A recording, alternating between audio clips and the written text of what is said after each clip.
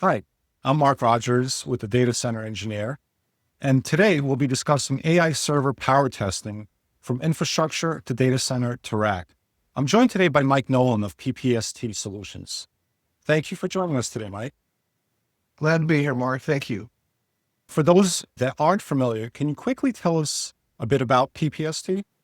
Sure. PPST is a leader in power supply testing and power, AC sources, DC sources, DC electronic loads, AC electronic loads, bidirectional. We also perform system level solutions that are for EMC, harmonic and flicker, and also some fast acting switches. So the first question I'd like to get into is around AI power testing and what it actually looks like. Um, when we talk about AI server testing, we're not just testing one power supply, we're looking at the whole system. Can you walk us through what a typical data center power setup looks like? Absolutely. When you were to look a few years ago from a traditional data center, you ideally had AC input coming into the facility. They're fed primarily to transformers that step down that voltage. You had UPSs that were very large, megawatts, and again, battery backup, feeding that for the ability to have backup. You had diesel generators. You had a host of other backup equipment, automatic transfer switches, power distribution units that fed that AC again to the server rack. And from there, you step down and had the ability from an AC to a 48 volt that fed to the individual rack servers. In today's market, you have that traditionally also being served in that manner, but you have things now coming in through the AC, which is now what they call SST transformers. And so they're taking AC, transferring to DC, ideally having DC backup to that also, or it could be straight AC, but now feeding an 800 volts DC bus and stepping that 800 volts down to ideally a sub 5 volt level, and thereby bypassing a 48 volt step down that typically took place in the server rack. So power itself has evolved, different approaches, and within that, there's a host of components. And what I mean by components, it's AC to DC, DC to DC, circuit breakers, ATS switches, transformers, and DC to DC converters that have to be tested to ensure reliability and safety. When engineers are testing power systems for servers, what are they really trying to prove? Is it mostly about efficiency, reliability under heavy load, handling power swings, meeting compliance standards, or is it all of the above? Yeah, Mark, it's all of the above. And when you look at from the early stage during R&D, where design work is being done, you definitely are testing at a performance.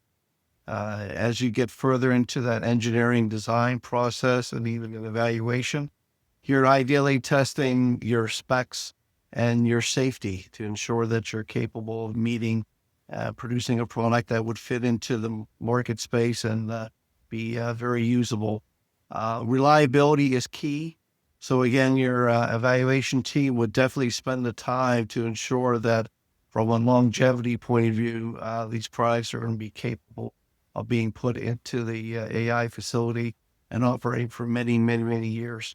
Why not just use utility power? A lot of people might assume you can just plug into the grid and test. Why do data center designers use programmable AC and DC power systems instead of relying on normal utility power during validation? Great question. In test, it's key to test ideally your four corners, as they call it, meaning high voltage, high current, low voltage, low current, and ensure that your product is going to perform correctly. How that changes and the rate that it changes, ideally is something that is an anomaly that takes place in the with the utility company.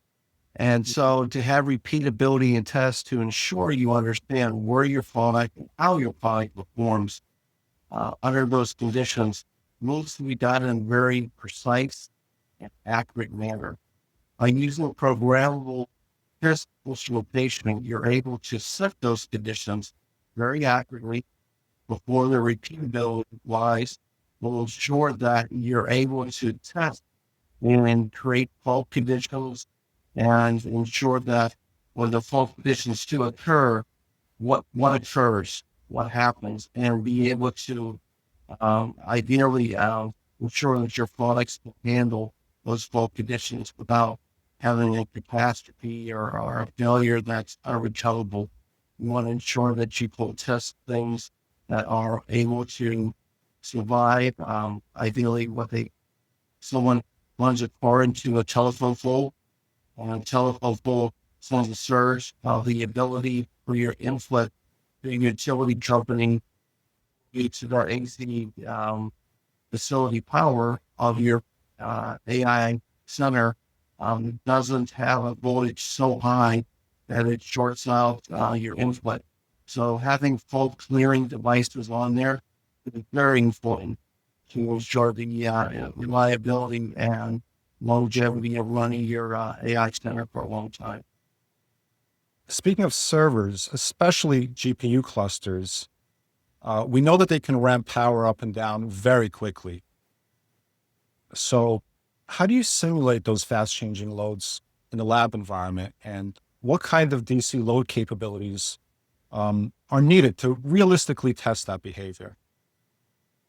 Great question. And again, having been in the DC load market for over 25 years, I'm seeing Right. definitely over the years that definitely the speed of all of the chipsets and the power and the peak demand, this current has gone up and up and up.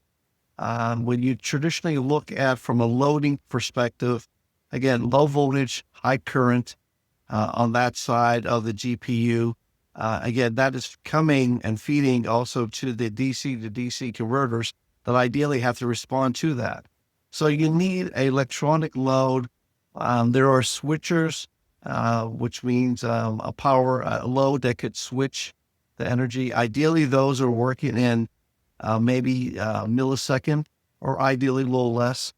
But to truly meet the requirement, linear loads are required, meaning that the instantaneous current demand for a lot of these linear loads are in the 20 or 30 microseconds or faster. There are some loads requirements that are in the nanoseconds, and those are kind of unique in aspect. And there are some unique capabilities that people have to be able to meet that requirement. But traditionally, linear loads are being used for testing, and again, challenging the control loop of those DC converters that are feeding those GPUs and ensuring that they're capable of meeting that power demand. I wanted to ask about large scale burn in testing. We know at the megawatt level, running long burn in tests must consume a huge amount of energy. How are companies managing that today? And where do regenerative test systems really make a difference? This is something from a power point of view that I would say has been only in the last 10 years that's really been addressed in the marketplace. As an example, PPST Solutions, we have to also burn in our own equipment, as you can imagine. So if we have a 1 megawatt solution that we're building out, ideally we're drawing 1 megawatt of energy plus from the utility. That's a lot of power to draw, and the cost can be very significant over time because again, we're running for maybe 24 hours. There are some people looking to do a burn in to ensure reliability and that infant mortality rate, meaning that 90% of failures occur within 12 hours of operation, to ensure you cover those bases and you don't send out equipment that the customer receives. And again, this is for all typically power products that have a burn in for a long time, meaning over an hour. So what Mhm. we would do is we would have a megawatt of our energy going through. If we were to feed that to a unit under test, maybe a UPS, or it could be a AC to DC converter, or a solid state transformer, or a transformer. Ideally, that energy would go through that device, and it could go through another regenerative product that could either be DC to AC or AC to AC, feeding that back into the utility. So the picture that we're drawing here is when you look at from an energy loss, you're just looking at the losses of the two energy devices that we have and the unit under test. And when you do that, all thing you're paying for from utility is the energy losses and all those summed together. So ideally, in our case, we're going back to back. So that's typically less than 10% of losses of energy that we're having. So we're burning 1 megawatt, or excuse me, out of 1 megawatt, we're only utilizing 100 kilowatts of energy. The rest of the energy is just circulating. Hmm. Of what that means is we're not drawing 1 megawatt from the utility company anymore. We're just drawing 100 kilowatts. And so our energy consumption drops down by 90%. And if you're looking at a 24-hour burn-in, especially in California, as you can imagine, those rates can be very high. And the other thing that you have dilemmas with is that in today's environment that we live in, a lot of data centers, or if you look at testing of these components, high power, the companies may be in an area, whereas during peak energy times, the utility companies require them to reduce their energy consumption. By using this approach of having your ability of testing and regenerative your energy as you're testing, you're actually consuming less from a utility company and you're reducing your cost. So any product that is now taking energy in or out, by doing that in a bidirectional mean, connecting to the facility, you're consuming less energy, you're saving space, because again, you're not requiring to remove the heat in the facility. So there's Right. also heating costs that you're reducing. And when we look at also from a human factor, if you were just burning 1 megawatt of heat in a facility, it Mhm. would get pretty hot very quickly. Right. And so it would be very uncomfortable. So from a human factor, this also addresses that to make it more compliant with state and local regulations for environments that people have to work in. If a company starts, for instance, by testing a single rack, how do they scale that to validating an entire data center's power infrastructure? Yeah, that's a great question because there's not one size that fits all. Some data centers are based upon older 10 kilowatt server racks. Some could be based upon 100 kilowatts. You're going to have a combination of all the above. The future is coming, which is a 1 megawatt server rack. So Right. as we look at that and we understand that there's not one solution that catches all. In our case, on Pacific Power Source, what we do is we focus on modularity. And Mm. so that gives us the flexibility, whether that's in parallel or seriesing our modules that's on the AC side or the DC side. It enables us to grow from a maybe 5 kilowatt all the way up to megawatt plus on the AC grid side. Mhm. And on the DC side, it enables us to go from a 5 kilowatt well over 3 megawatts of DC, whether that's sinking or sourcing, meaning taking the energy or providing it. And all those products can be regenerative to get that cost savings from uh, uh, exorbitant energy, feeding it back to utility if required. As the data centers move toward higher voltage DC distribution, and also on-site energy storage and even microgrid integration, how is power testing evolving at the facility level, not just at the rack level? Right. You know, that's a very interesting question because when you look at the market space that's out there, we all understand that from a utility point of view, we realize that All of us at home want to maintain our homes with air conditioning and have electricity available. Right. It's been well established that the utility grid is not capable of allowing these gigawatt, I should say, facilities to be built and Mhm. put into the areas that now are going to take city type power away. So what is interestingly happened is you have other topologies being added into the mix. So it's no longer just a utility facility input power. We have now things like fuel cell. So now the ability to have gas or hydrogen feeding a fuel cell that's going to be able to support the actual power requirements at a very large megawatt. We have smaller nuclear power plants that are in play. So Yes. companies coming out with that approach. With all these and above, we also have the need for um, reliability of energy. The cheapest and probably the most effective way of having that is through batteries. And so energy storage also falls in play. Hmm. The change with the 800 volts on the DC side really adds a dynamic.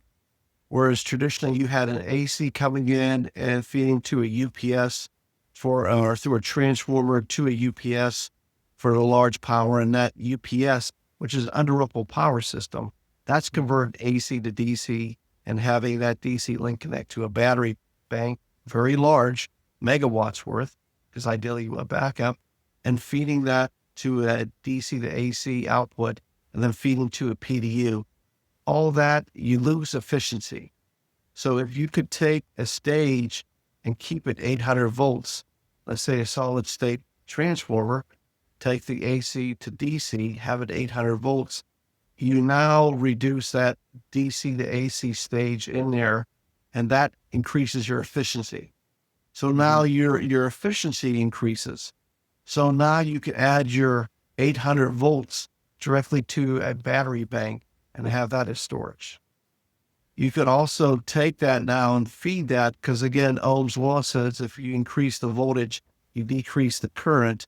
So for the same power. So if you're performing that function, what you're doing is you're using less copper.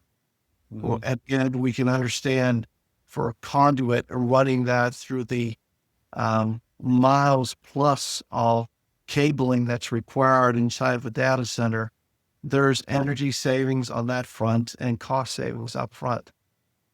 So what we're doing is we're improving the efficiency of the data center by raising that to an 800 volts DC, ideally eliminating the 48 volt, because again, they're stepping the AC down to 48 volts before it goes down to the GPU. Now they would take a DC converter stepping 800 volts down to the lower voltage, which would be 2 volts or below, ideally for the GPU. And therefore, by eliminating stages, you increase your efficiency. So there's a lot of reasons why to make the changes. There's a lot of reasons to look from a reliability point of view, why relying on the utility is not the most economic sense. You need Hmm. these other topologies that ideally could be backup as primary. Hmm. Diesel generators, well, utilized a lot in the marketplace. Places like in California where air quality control, you can only have diesels on for so many hours under emergency conditions before they have to be turned off. And from a AI data center, it's not how they can make money by turning off and turning back on. I know you touched on this at the beginning, but can you tell us a bit more about what role PPST Solutions plays in the data center space? Absolutely. PPST has been a leader in the test and measurement for over 50 years. Right. Primary focus has been in the AC market. We've been a leader in the avionic, again, for frequency converters, for AC sources. We've playing a major role now in the renewable energy. simply because now from an AC point of view, you not only need to load some of these data centers and UPSs and other AC products, but from a sourcing point of view, you also need to do grid sim. So the ability to meet standards 1547, 1741, perform anti-idling tests. Again, if utility power drops out, how exactly does your inverter handle that? So the ability to meet certain IEC standards and requirements are very important. We're also playing a key role in the DC sourcing and loading market, testing for bidirectional devices. And again, this covers a wide range. As I always say, planes, trains, and automobiles, it's electrification. So I don't, well, AI has a requirement for a fuse or a requirement for a transformer to be tested. There's a lot of other industries that have the same, whether that's in the Department of War or that's in the medical field or whether that's in a avionics world. Power is power, and the ability to have products that can test and challenge the limits of all those products are being built for the data center now for power. We have the ability for testing those. So a lot of our customers that are traditionally have been in the other market spaces are now in a AI space simply because it's a natural transition. 800 volts, as an example, is was a key growth area for power in the automotive. Before that, 600 volts was kind of the limit on the DC side for a lot of requirements, simply because of safety and availability of components. You couldn't get devices that were rated above 600 volts from a safety point of view, DC.